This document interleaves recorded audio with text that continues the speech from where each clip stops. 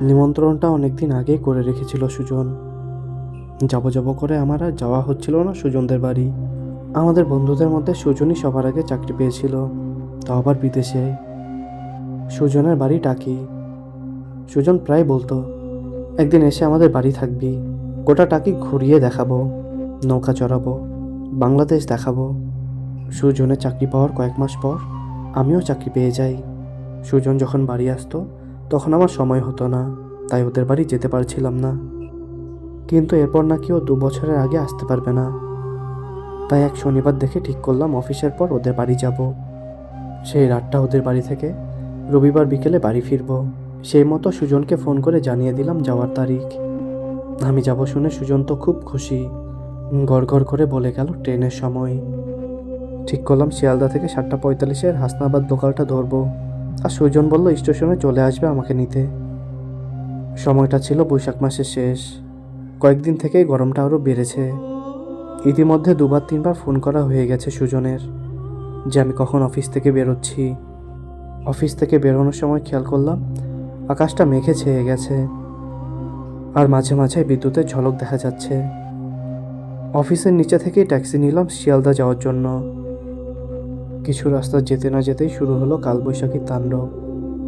ট্যাক্সির driver বলল, যাক অন্তত আজ রাতটা শান্তিতে একটু ঘুমাতে পারবো। আমিও ঘাড় নাড়িয়ে সম্মতি জানালাম। কিছুক্ষণ বাদেই ঝড়ের সাথে শুরু হলো বৃষ্টি। শিয়ালদা স্টেশনে পৌঁছে টিকিট কেটে শুনলাম ঘোষণা হচ্ছে হাসনাবাদ শাখার ট্রেন 8 ঘন্টা দেরিতে চলছে। ভাবলাম খবরটা জানিয়ে দেওয়া ভালো সুজনকে। ফোনটা পকেট থেকে বের করতেই দেখলাম সুইচ অফ হয়ে আছে। ব্যাগ থেকে পাওয়ার ব্যাংকটা বের করে ফোনটা চার্জ করতে বসলাম, কিন্তু মনের ভিতর খচখচ করতে লাগলো। মনে হচ্ছে আমার জন্য সুজনের না ভোগান্তি হয়। যাই হোক, 7:45-এর ট্রেন ছাড়লো 8:15-তে। ট্রেনে ভর্তি লোক, কোনো রকমের একটা জায়গা করে নিলাম। অফিস ফেরত যাত্রীর সংখ্যাই বেশি, মোটামুটি সবাই সবাইকে চেনে। আমাকে অচেনা দেখে এক বৃদ্ধ জিজ্ঞেস করলেন, ভাই কি এ লাইনে নতুন? আমি মাথা নেড়ে হ্যাঁ বললাম। শুনে বৃদ্ধ জিজ্ঞেস করলো, তা যাওয়া হবে কত দূর? আমি বললাম, টাকি যাচ্ছি আমার বন্ধুর বাড়ি। বৃদ্ধ বলল, ও টাকিতে আমিও নামবো, তা টাকির কোন জায়গায় যাবে? আমি বললাম, পাড়ার নাম ঠিক জানি না, বন্ধু আসবে আমাকে নিয়ে যেতে। যতদূর মনে পড়ে বলেছিল গেস্ট হাউসের ওই দিক দিয়ে যেতে হয়। এরপর বাকি পথটুকু ওই বৃদ্ধের সাথে নানান বিষয়ে গল্প করতে করতে কেটে গেল। যত বারাসাতের দিকে ট্রেন এগোতে লাগলো, কামরাতে ভিড়ও বাড়তে লাগলো। মাঝে মাঝে জানালা দিয়ে একটু ঠান্ডা হাওয়া কামরার ভিতরে আসছে। বারাসাত স্টেশন পার করতেই খেয়াল করলাম বাইরে ঘুটঘুটে অন্ধকার। এরপর টাকির দিকে ট্রেন যত এগিয়েছে অন্ধকার আরও গভীর হয়েছে, এমনকি স্টেশনগুলোও অন্ধকারে ডুবে আছে। টাকি স্টেশনও তার ব্যতিক্রম না। টাকিতে যখন নামলাম ঘড়িতে দেখি 10:30 বেজে গেছে। আমার সাথে থাকা বৃদ্ধ জিজ্ঞেস করলেন, সামনে রাস্তার মোড় অব্দি এগিয়ে দেব? আমি তাকে বললাম, তার দরকার নেই, বন্ধু আসছে নিতে। স্টেশনের টিকিট কাউন্টারের সামনে দাঁড়িয়ে থাকবে বলেছিল সুজন, কিন্তু কাউন্টারের সামনে এসে দেখি কেউ নেই। চারিদিকে ঘুটঘুটে অন্ধকার। ট্রেন থেকে যে কজন লোক নেমেছিল তারা যে কে কোন দিকে চলে গেল তার কোনো হদিশ পেলাম না। এমনকি টিকিট কাউন্টারও বন্ধ হয়ে গেছে। ব্যাগ থেকে ফোনটা বাইরে বের করে দেখলাম ফুল চার্জ হয়ে গেছে। ফোনটা অন করে ফোন করলাম সুজনকে। ফোনটা বেজে গেল, কেউ ধরল না। আবার ফোন করতে যাব, এর মধ্যেই সুজনই দেখলাম ফোন করলো। ফোনটা ধরে হ্যালো বলতেই অপর প্রান্ত থেকে সুজন বলল, একটু দাঁড়া, আমি আসছি নিতে। ফোনটা রেখে দিল সুজন। দেখতে দেখতে 11টা বাজতে চলল। অন্ধকার স্টেশনে আমি একা। চারিদিকে ব্যাঙের ডাক আর ঝিঝি পোকার ডাক পরিবেশটাকে ছমছমে করে তুলছিল। আর মাঝে মাঝে ঠান্ডা হাওয়াটা গায়ে লাগতেই একটা শিরশিরানি ভাব অনুভব করছিলাম। হঠাৎ চমকে উঠলাম একজনের গলার স্বর শুনে, বাবু যাইবেন কদ্দূর? দেখলাম একজন বয়স্ক লোক হাতে একটা টর্চ নিয়ে দাঁড়িয়ে। সেই টর্চের আলোতে দেখলাম বৃদ্ধ একটু ঝুঁকে আছে সামনের দিকে, পরনে লুঙ্গি আর ছেঁড়া গেঞ্জি। বৃদ্ধ আবার বলল, বাবু যা ঝড় হইছে তাতে আর কিছু পাইবেন না, সামনে আমার রিক্সা আছে, চলেন আপনারে নামাই দিয়া যাই। আমি বললাম, না না তুমি যাও, আমার বন্ধু আসছে। বৃদ্ধ আমার কথা শুনে আস্তে আস্তে চলে গেল রিক্সার কাছে। সেই সময় শুনতে পেলাম দূরে একটা বাইকের হর্নের শব্দ। একটু পরেই দেখলাম একটা মোটর বাইক আসছে স্টেশনের দিকে। স্টেশনের সিঁড়ির কাছে এসে থামলো বাইকটা। ব্যক্তিটির মাথায় হেলমেট, গায়ে একটা রেনকোট চাপানো, দেখে বোঝা যাচ্ছে না ব্যক্তিটিকে।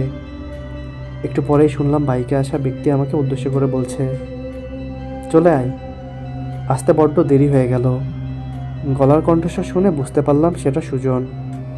আমি ততক্ষণে স্টেশনের সিঁড়ি দিয়ে নেমে সুজনের বাইকের কাছে চলে গেছি। সুজন বলল, আরে বস তাড়াতাড়ি, তোকে বাড়িতে নামিয়ে আমি আরেক জায়গায় যাব। আমি জিজ্ঞেস করলাম, কোথায় যাবি? ভাবলাম কতদিন বাদে চুটিয়ে আড্ডা মারবো, আর এত রাতে কি এমন কাজ? অফিসারে যাবি নাকি? আমার সাথে সাথে সুজনও হেসে উঠল কথাগুলো শুনে। ততক্ষণে সুজন বাইকে স্টার্ট দিয়ে দিয়েছে। বাইকে ওঠা থেকে একটা বোটকা গন্ধ ক্রমশ নাকে আসছিল। না পেরে সুজনকে জিজ্ঞেস করেই ফেললাম, কিসের একটা বোটকা গন্ধ বেরোচ্ছে বলতো? সুজন বলল, আরে বলিস না, বৃষ্টিতে সারা রাস্তা পিচ্ছিল হয়ে আছে, তাই আসার সময় পড়ে গেছিলাম রাস্তার পাশের কাদায়, তাই গন্ধ বেরোচ্ছে। কথা বলতে বলতে খেয়াল করলাম আমরা একটা বড় রাস্তায় উঠেছি। বড় রাস্তায় লোকজনে জটলা, কয়েকজন পুলিশকেও দেখলাম দাঁড়িয়ে থাকতে।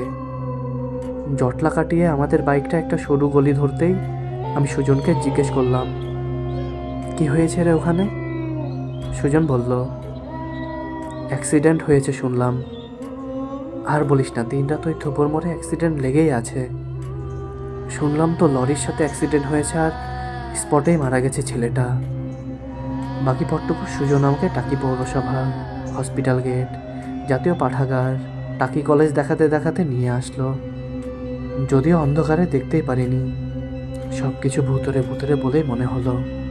কলেজের পাশে রাস্তা দিয়ে কিছুটা দূরে গিয়ে একটা গলির মুখে আমাকে নামিয়ে দিল সুজন। বলল, ওই বাঁদিকে 3 নম্বর বাড়িটা আমাদের। দেখ হয়েছে আমার কাকা রাস্তায় দাঁড়িয়ে, আমি কাজটা মিটিয়ে আসছি এক্ষুনি। আমি আস্তে আস্তে এগিয়ে গেলাম সুজনের বাড়ির দিকে। দূর থেকে বোঝা না গেলেও সুজনের বাড়ির কাছে যেতেই সুজনের কাকা ছাড়াও আরও কয়েকজন লোককে সেখানে দাঁড়িয়ে থাকতে দেখলাম। আমাকে দেখে সুজনের কাকা জিজ্ঞেস করলেন, কি চাই? আমি বললাম, কাকা আমি সুজনের বন্ধু অরিন্দম। সুজন। আমার কথা শেষ করার আগে কাকা বলে উঠলেন, আসলে এমন ঘটনা ঘটে গেল যে তোমার কথা আমাদের কারোরই মনে নেই। আমি জানতে চাইলাম, কি হয়েছে কাকু? সুজনের কাকু আমাকে জড়িয়ে ধরে কেঁদে ফেললেন, আর যা বললেন তাতে আমার সারা শরীরে শিহরণ খেয়ে গেল। কাকু বললেন, তুমি আসবে বলেই সকাল থেকে সুজন খুব ব্যস্ত ছিল। নিজের হাতে বাজার করেছে। সন্ধ্যা থেকে তুমুল ঝড় আর বৃষ্টি। আমরা সবাই বললাম, আজ অরিন্দমকে আসতে বারণ করে দে, কিন্তু আমাদের কোনো কথা শুনলো তো নাই, বরং বৃষ্টি মাথায় বেরিয়ে গেল তোমাকে আনতে। আর তখনই বিপদটা ঘটল। ওই থোবার মোড়ের মুখে সুজনের বাইকে একটা লরি এসে ধাক্কা মারে, আর সাথে সাথে সুজন বাইক থেকে ছিটকে গিয়ে রাস্তায় পড়ে। হেলমেট থাকা সত্ত্বেও মাথায় জোরে আঘাত লাগে, আর সব শেষ। আমি অনুভব করলাম কাকুর শেষ কয়েকটা কথা শোনার সাথে সাথে আমার শির দ্বারা দিয়ে একটা ঠান্ডা স্রোত বয়ে গেল। আমার সারা মাথা ঝিমঝিম করতে লাগলো। কাকু আবার আমাকে জিজ্ঞেস করলো, কিন্তু সুজন যে বলেছিল তুমি আমাদের বাড়ির ঠিকানা জানো না, তাহলে কিভাবে আসলে? আমি তখন কোনো উত্তর দেওয়ার মতো অবস্থায় নেই। শুধু মনে হচ্ছে, আমি তবে কার সাথে আসলাম? কেউ কি আমার কথা বিশ্বাস করবে? বুঝতে পারলাম চারপাশটা ঝাপসা হয়ে আসছে, দাঁড়িয়ে থাকতে পারছি না। আর তারপরে আমার চারিদিক অন্ধকার হয়ে গেল। সেই রাতের কথা আমার আর কিছুই মনে নেই। পরের দিন সকালে যখন জ্ঞান ফিরল, তখন দেখি আমি সুজনের কাকুর ঘরে বিছানায় শুয়ে আছি। সারা বাড়িতে কান্নার শব্দ। আমি গতকাল রাতের কথা ভুলতেই পারছিলাম না। মোবাইলটা একবার হাতে নিয়ে দেখলাম, সেই রাতে সত্যিই কি সুজন ফোন করেছিল? কারণ সুজনের অ্যাক্সিডেন্ট হয়েছিল আমার টাকিতে নামার 8 ঘন্টা আগে। মোবাইলের কলার লিস্টে তখনও জলজল করছে সুজনের নাম। মনে মনে ভাবলাম, সুজনের কথা রেখেছে। ওই অন্ধকারেও আমাকে টাকি শহর দেখিয়েছে। আর ঝড় জলের রাতে আমি যাতে কোনো বিপদে না পড়ি, সেই জন্য সে তার বাড়ি অবধি আমাকে পৌঁছে দিয়েছে। সমস্ত কাজ মিটিয়ে আমি রাতের ট্রেন ধরে কলকাতায় চলে আসলাম। সুজনের কাকা আমাকে স্টেশনে নামিয়ে দিয়ে গিয়েছিল। সেই রাতের কথা আমি কাউকেই বলিনি। সেই ঘটনার পর আর কোনোদিন আমি টাকি যাইনি, যাওয়ার ইচ্ছাও নেই। এমনকি সেই দিনের ঘটনার সদুত্তর এখনও আমার কাছে নেই। হয়তো সুজনের টাকি দেখানোর বাসনা এতটাই বেশি ছিল যে সে মারা গিয়েও তা পূর্ণ করে দিয়ে গেল, কিংবা আমাদের বন্ধুত্বটা এতটাই বেশি ছিল যে সুজন আমাকে শেষ দেখা দিয়ে গেল। তবে সেই দিনের পর রাত করে কোনো জায়গায় বেশিক্ষণ দাঁড়িয়ে থাকা অবস্থায় কোনো বাইক চোখে পড়লেই মনে হয় ওই বোধহয় সুজন আসলো আবার দেখা করতে।